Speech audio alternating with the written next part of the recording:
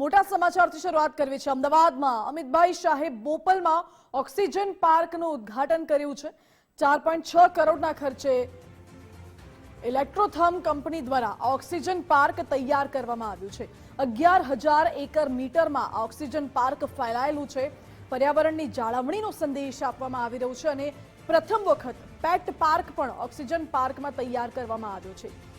મહત્વનું છે કે theme base planting, running water channel, walking track સાથે ફુવારા પણ આ ઓક્સિજન પાર્કમાં આકર્ષણનું કેન્દ્ર બની રહ્યા છે। પીપીપી મોડેલ પર ઓક્સિજન પાર્ક જનતા માટે ખુલ્લો મુકાયો છે। બોપલ, ઘુમા, શેલાના રહીશોને ઓક્સિજન પાર્કનો લાભ મળી રહેશે।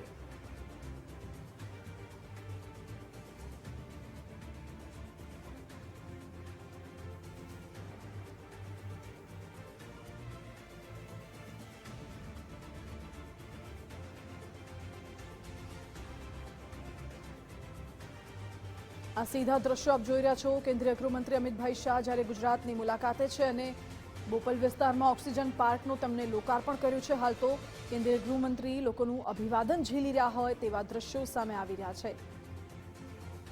ઓક્સિજન પાર્કની અનેક વિશેષતાઓ છે। સૌથી મહત્વનો પોઈન્ટ તો એ છે કે ઓક્સિજન પાર્ક થકી પર્યાવરણની જાળવણી થશે અને આસપાસનું જે વાતાવરણ છે તે પણ શુદ્ધ થશે।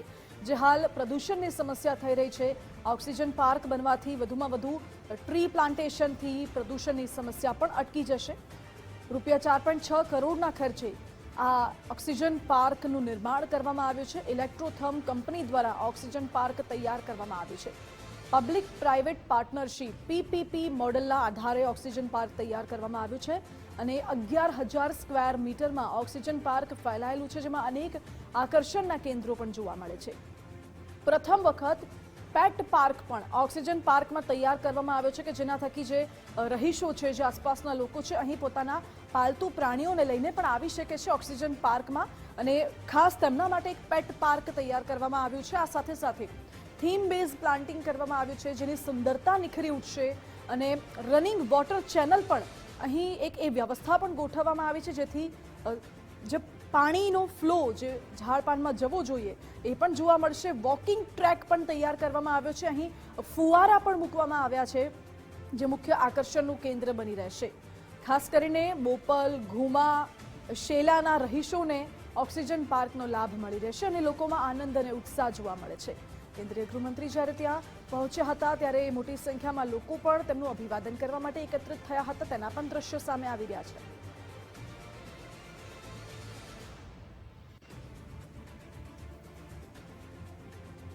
પીપીપી મોડેલ પર ઓક્સિજન પાર્ક તૈયાર કરવામાં આવ્યું છે અને હાલ તો લોકોમાં પણ ઉત્સાહનો માહોલ જોવા મળે છે, લોકોમાં ખુશીનો માહોલ જોવા મળે છે અને કેન્દ્રીય ગૃહમંત્રી લોકોનું અભિવાદન ઝીલતા હોય તેવા પણ દ્રશ્યો અહીં સામે આવ્યા છે। અહીં ઓક્સિજન પાર્કના નિર્માણથી વાતાવરણ શુદ્ધ થશે, પ્રદૂષણ અટકશે, લોકોને ચોખ્ખી શુદ્ધ હવા મળી રહેશે। સવાર સાંજ લોકો અહીં વોકિંગ માટે આવી શકે છે, એક્ટિવિટીઝ માટે આવી શકે છે, યોગા સહિતની એક્ટિવિટીઝ પણ જો લોકો ઈચ્છે તો અહીં કરી શકે છે। એ પ્રકારે આ ઓક્સિજન પાર્કનું નિર્માણ કરવામાં આવ્યું છે અને 4.6 કરોડ રૂપિયાના ખર્ચે ઓક્સિજન પાર્ક તૈયાર કરવામાં આવ્યું છે।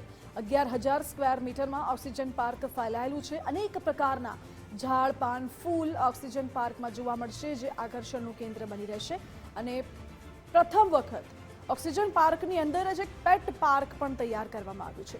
આ સાથે જ ઓક્સિજન પાર્કમાં થીમ બેઝ પ્લાન્ટિંગ કરવામાં આવ્યું છે જે મુખ્ય આકર્ષણનું કેન્દ્ર રહેશે। રનિંગ વોટર ચેનલ મૂકવામાં આવી છે, વોકિંગ ટ્રેક તૈયાર કરવામાં આવ્યો છે, સાથે જ ફુવારા પણ તૈયાર કરવામાં આવ્યા।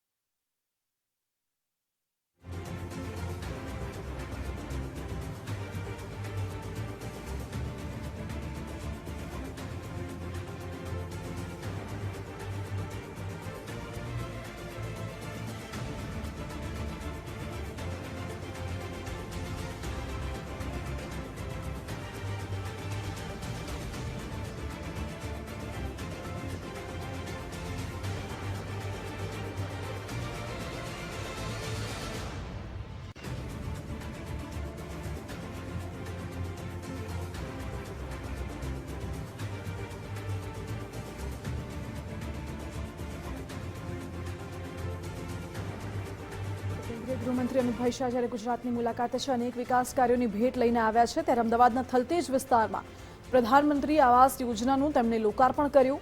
એએમસી દ્વારા આશરે 49.9 કરોડના ખર્ચે આ આવાસો તૈયાર કરવામાં આવ્યા છે, જેનું લોકાર્પણ કરવામાં આવ્યું છે. 861 EWS આવાસ લાભાર્થીઓને સોંપવામાં આવ્યા. ભાજપ શહેર પ્રમુખ પ્રેરક શાહ સહિત અન્ય ધારાસભ્યો અને મોટા નેતાઓ પણ હાજર રહ્યા હતા. પાણી, વીજળી, ડ્રેનેજ, રસ્તા, લિફ્ટ, પાર્કિંગ, બાળ ઉદ્યાન સહિતની સુવિધાઓ આવાસોમાં ઉપલબ્ધ કરાવાય છે. પરિવારોને ઘરનું ઘર મળી રહેતા આનંદની લાગણી લોકો અનુભવી રહ્યા છે. અને આ પ્રસંગે અમિતભાઈ શાહે નિવેદન આપ્યું, કહ્યું કે આ મકાન બધાના જીવનમાં નવી શરૂઆત કરશે.